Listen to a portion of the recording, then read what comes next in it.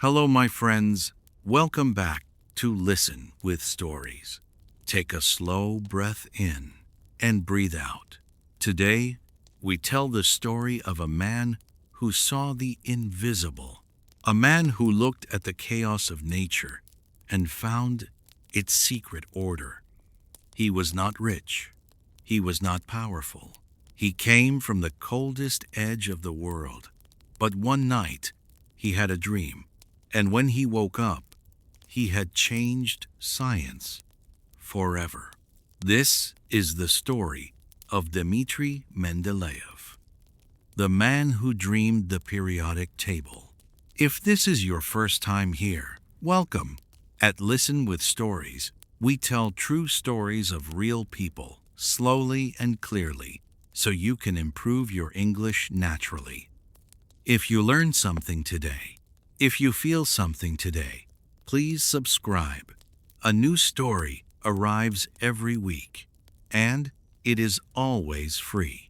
Dmitri Mendeleev was born on the 8th of February, 1834, in Tobolsk, Siberia.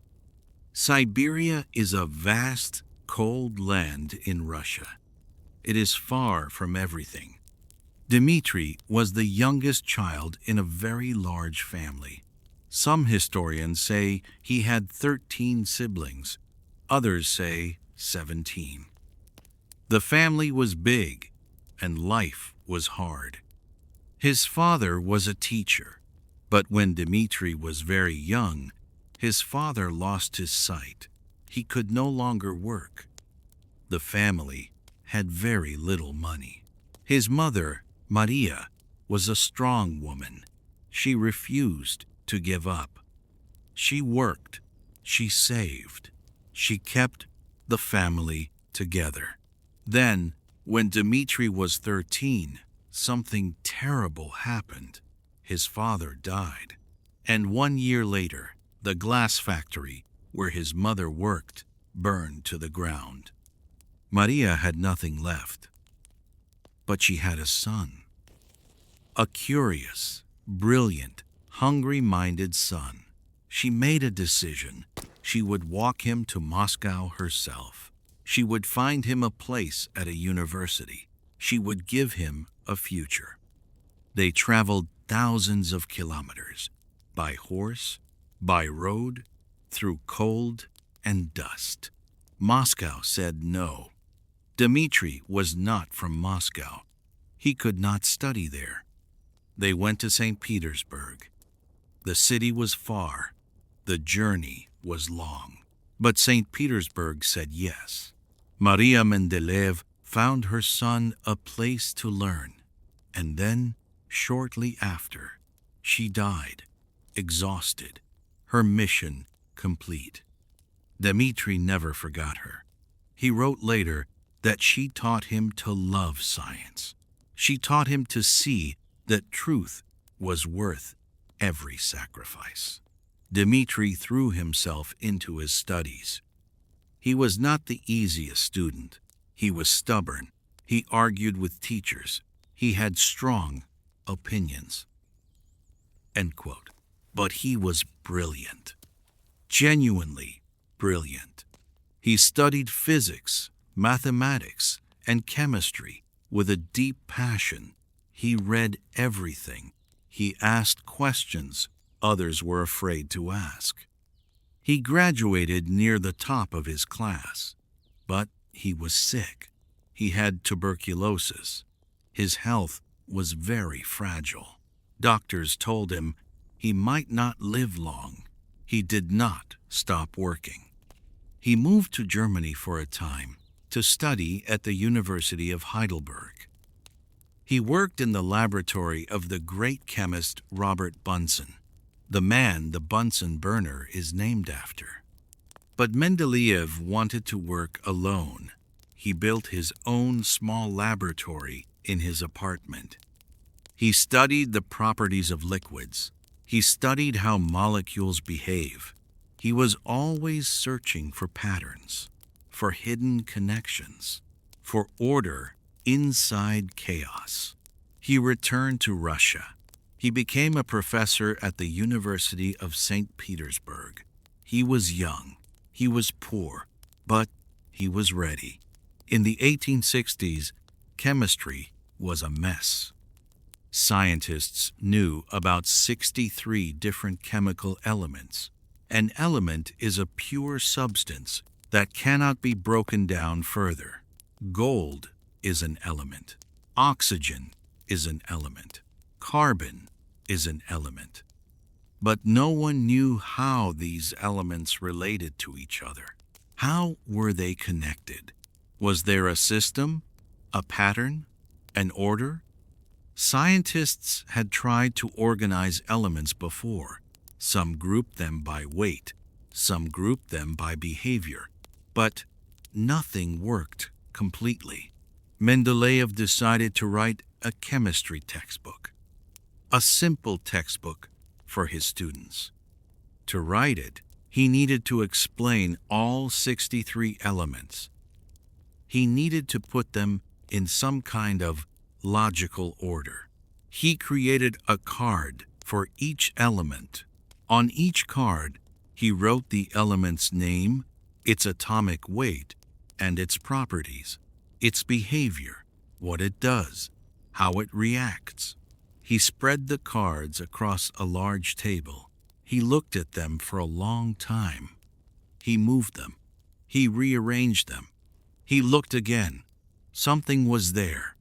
Something hidden. Something beautiful.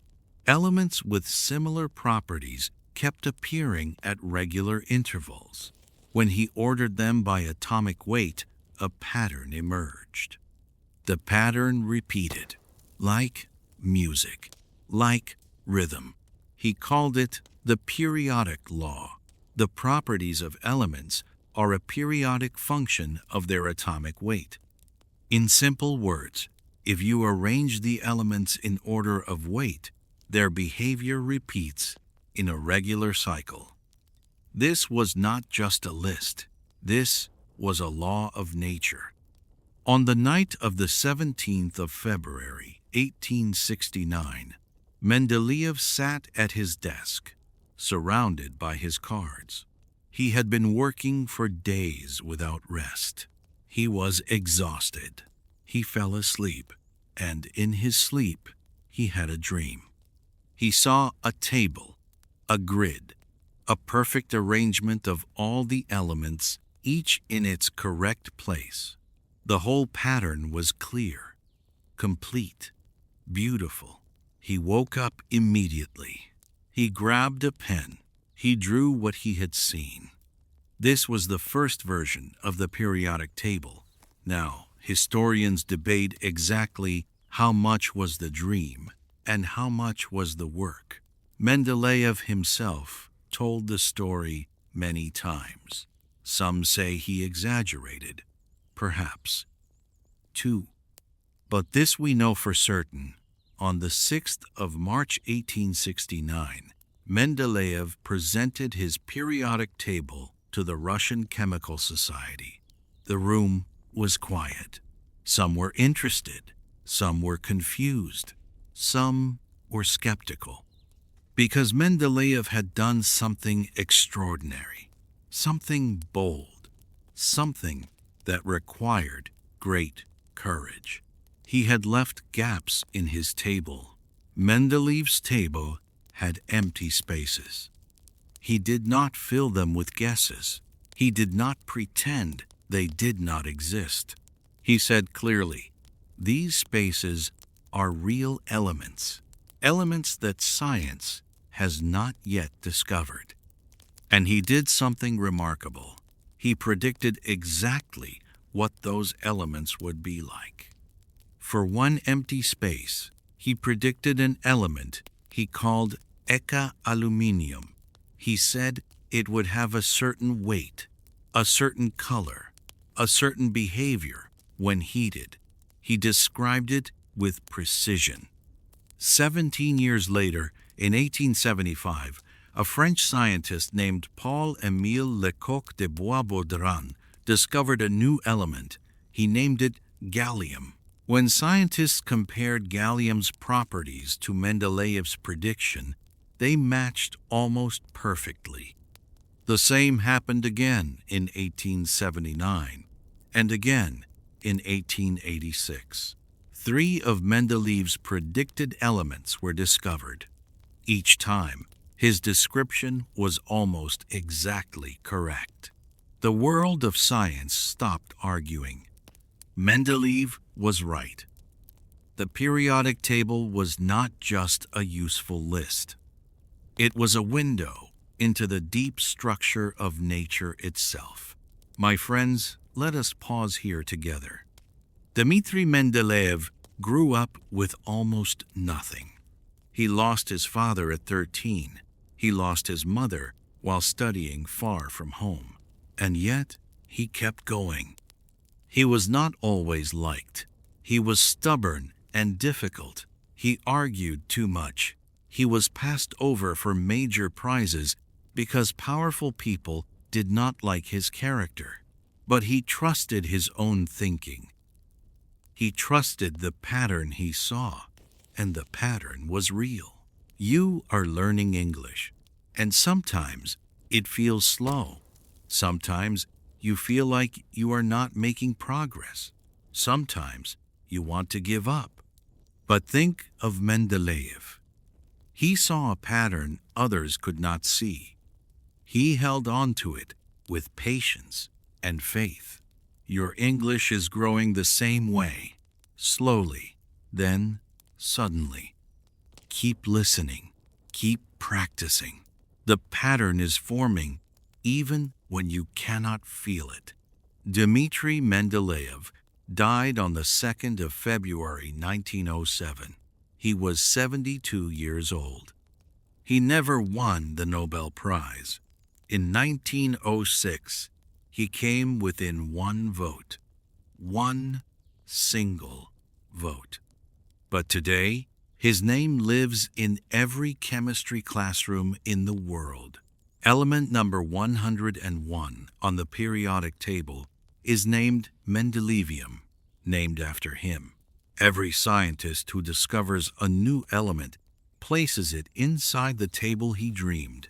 His mother walked thousands of kilometers so he could learn, and he used that gift to give the whole world a map of nature. Thank you for listening today, my friends. You listened slowly. You listened with patience. That is how real learning happens. Tell me in the comments, did you know about Mendeleev before today? Were you surprised by any part of his story? And if you want part 2, the story of how his periodic table was challenged, debated, and finally proven perfect by quantum physics, comment below and tell me. See you on Tuesday or Friday. Keep listening.